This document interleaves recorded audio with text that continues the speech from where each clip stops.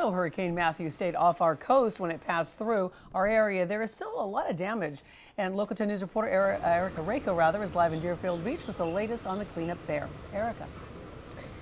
Well, Christy, the pier here, popular pier in Deerfield Beach, is still closed down. The plan is for it to reopen, except for this one part I want to show you from that green pavilion on.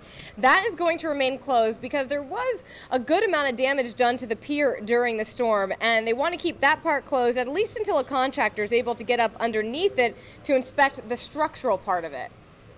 The railing ripped off, pieces of the wooden flooring popped out, loose hardware, all the result of storm surge, says these engineers, waves that reached at least 20 feet high and crashed into the Deerfield Beach pier. I was up late last night hoping to see something scary, and I heard about the pier on the news. Danielle Bender is out filming the aftermath of Hurricane Matthew, along with several other folks who came out at the first light of day. A beautiful sunrise over the beach, but not too much damage to see. We're, very fortunate.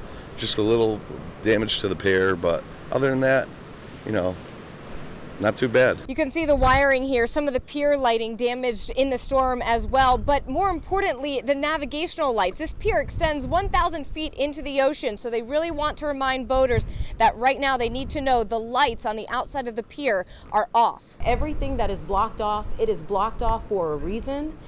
We have floorboards that are loose, and it is not a safe situation. While this group works to secure and block off the end part of the pier to the public, city crews along the beach are doing what they can to restore the sand. Matthew also brought on some beach erosion. And so taking a live look out at Deerfield Beach, it's populated, it's a busy place again, although not the best beach day, although the storm is now moved out of here. I did learn something from the residents here. They call this the Deerfield Dome, having been spared many times before from devastation during serious storms headed this way, and they are certainly thankful that that was the case this time too. We're live in Deerfield Beach. Erica Rako, Local 10 News.